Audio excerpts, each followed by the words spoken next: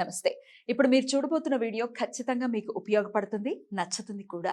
మరి మీకు నచ్చిన విషయం నాకు తెలియాలి అంటే ఈ వీడియోని మీరు లైక్ చేయాలి, షేర్ చేయాలి, అలాగే మన ఛానల్‌ని సబ్స్క్రైబ్ చేయాలి. మీ సపోర్ట్‌ని నాకు అందిస్తారు కదూ! ఓకే. ఇప్పుడు వీడియోని స్టార్ట్ చేద్దాం. నమస్తే, వెల్కమ్ టు అవర్ ఛానల్. నేను పద్మిని. ప్రస్తుతంతో పాటు ప్రముఖ ఆధ్యాత్మికవేత్త, వాస్తు జ్యోతిష పండితులు, లలిత ఉపాసకులు, వాస్తు జ్యోతిష శిక్షణ నిపుణులు బ్రహ్మశ్రీ నానాజీ పట్నాయక్ గారు మనతో పాటు ఉన్నారు. మాట్లాడదాం. నమస్కారం అండి. శ్రీమాత్రే నమః. సార్, మార్గశీర్ష మాస అమావాస్య వచ్చేస్తోంది. ఈ అమావాస్య గురువారం నాడు వస్తోంది. ఈ మార్గశీర్ష మాసం అంతా కూడా గురువారానికి చాలా పెద్దపీట వేస్తుంది. లక్ష్మీదేవి ప్రీతి కోసం గురువారం నాడు అమ్మవారిని విశేషంగా కొలుచుకునేటటువంటి ప్రక్రియలు ఎన్నో ఫాలో చేస్తుంటారు మన వాళ్ళు. అయితే ఈసారి గురువారమే మరి అమావాస్య రావటం, అందున అమావాస్య తిథి లక్ష్మీదేవికి ఎంతో ప్రీతికరమైనది అని మనందరికీ తెలిసిందే. దీపావళి అమావాస్య కూడా అలాగే జరుపుకుంటాం.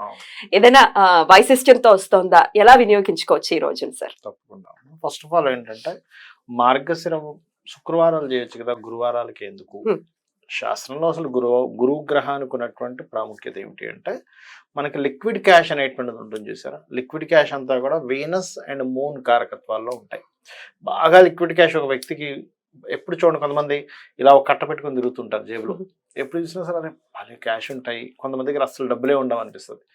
లిక్విడ్ క్యాష్కి చంద్రుడు బాగుంటే లిక్విడ్ క్యాష్, శుక్రుడు కూడా బాగుంటే కాస్త లగ్జరీగా కనిపిస్తూ లిక్విడ్ క్యాష్ మెయింటైన్ చేస్తుంటాడు.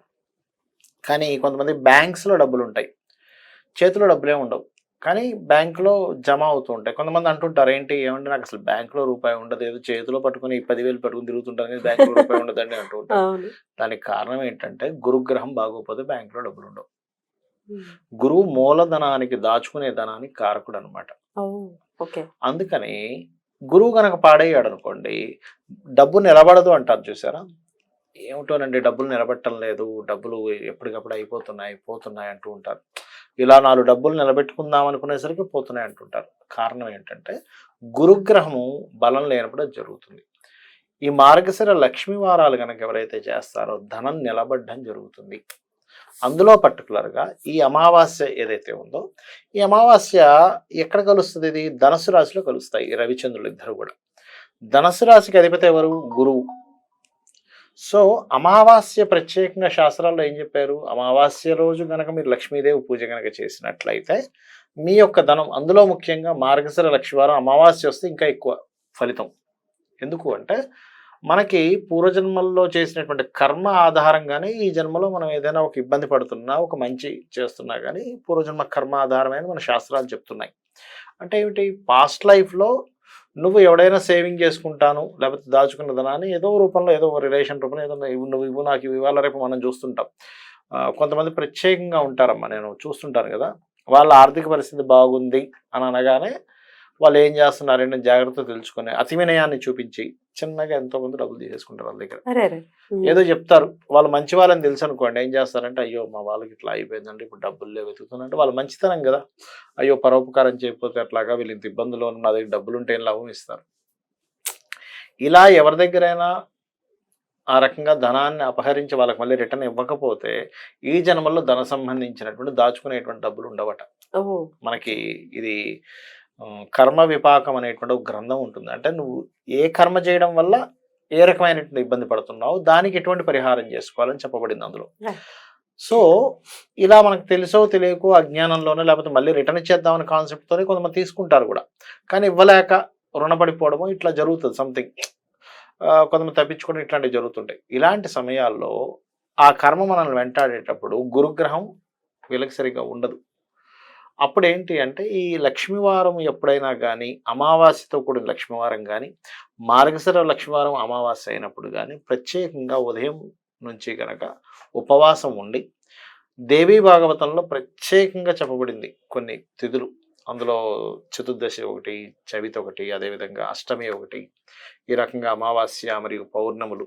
అందులో లక్ష్మీదేవికి సంబంధించిన ప్రీతికరమైనటువంటి అమావాస్య.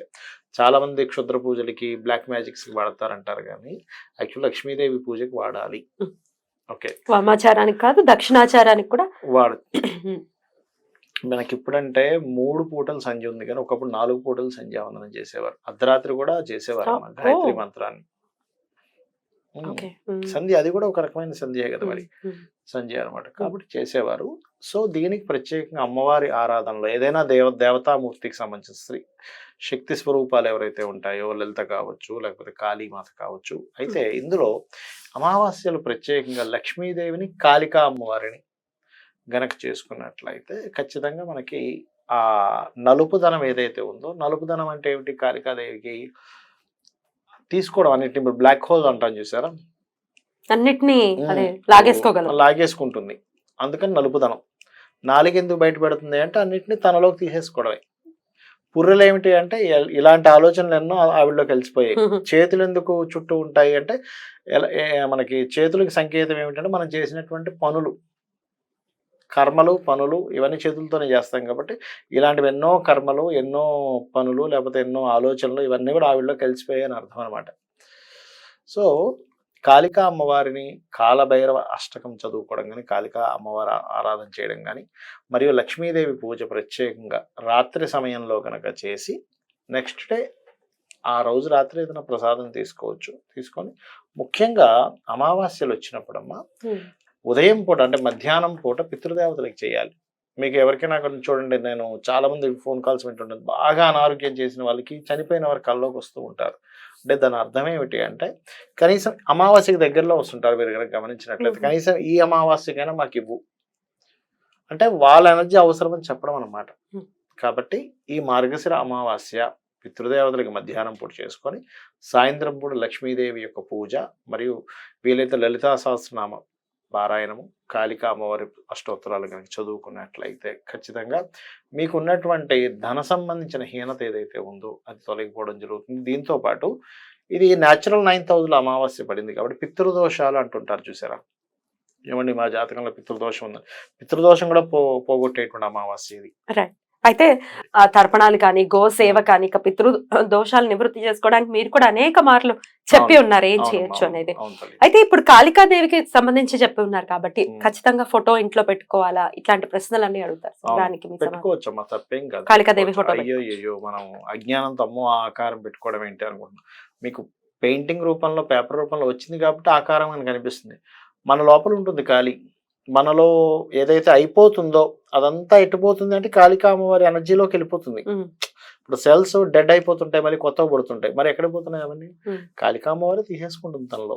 ఎప్పటికప్పుడు సృష్టిలో మనం ఏమనుకుంటున్నామంటే ఈ కనబడుతున్నటువంటిది మాత్రమే స్థితిలో ఉంది, ఇది ఎప్పటికో లయమవుతుంది అనుకుంటున్నాం. కాదు, అనుక్షణము కూడా లయం అయిపోతూనే ఉంది, అనుక్షణం కొత్తది పుడుతూనే ఉంది, అనుక్షణం స్థితిలోకి వెళ్తూనే ఉంది. కరెక్ట్. ఈ ఉగ్రదేవతల జోలికి వెళ్ళొద్దు, మనలోనే ఉంటే ఇంకేం చేస్తాం, వీడి వెళ్తావా? మనలోనే ఒక ఉగ్రదేవత ఉన్నాడు, కోపం వస్తే అదే ఉగ్రదేవత, కోపమే ఉగ్రం. రైట్. ఇది కొన్నిటికి ఏంటంటే ఉగ్రదేవతలు, పాపగ్రహాలు కావాలి. ఇప్పుడు అదే అవసరం లేదనుకోండి అమ్మా, చెడు అనుకోండి, ఉగ్రదేవత చెడు అనుకోండి కాదు, భగవంతుడు ఎందుకు సృష్టిస్తాడు అని మనం ఆలోచించాలి కదా. ఎగ్జాక్ట్లీ. ఏది కూడా పనికిరాంది ఉండదు ఈ భూమి మీద, అన్ని పనికొచ్చేవి. మనం దాన్ని ఎప్పుడు వాడుకోవాలని తెలిసి ఉండాలి. అయితే ఇవన్నీ పూజలు ఇవన్నీ కాకుండా ఏదైనా నామం చెప్పండి సార్, మేము చేసుకుంటాము ఆ రోజంతా అనంటే ఏం చెప్తారు సార్?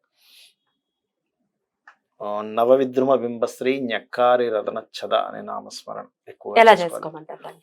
దానికి ఎలా చేసుకోవాలంటే 2-3 రకాల పద్ధతులు ఉన్నాయి. ఒకటేమో మీరు స్థిరంగా సుఖాసనం ఒకటి వేసుకొని చక్కగా. తప్పకుండా సార్, చాలా అద్భుతమైనటువంటి విషయాలు చెప్పారు. డెఫినెట్ గా కర్మ తొలగిపోవటం అనేది ప్రకృతి ఎప్పటికప్పుడు 15 రోజులకు ఒకసారి ఈ అవకాశం ఇస్తూనే ఉంది. నెల రోజులకోసారి ఇది ఇప్పుడు అమావాస్య నెల, ఏకాదశులు వస్తూ ఉంటాయి, చతుర్దశులు వస్తూ ఉంటాయి, లేకపోతే చవితి తిథులు వస్తూ ఉంటాయి. ప్రత్యేకించి మనం వినియోగించుకోవడంలో ఉంటుంది.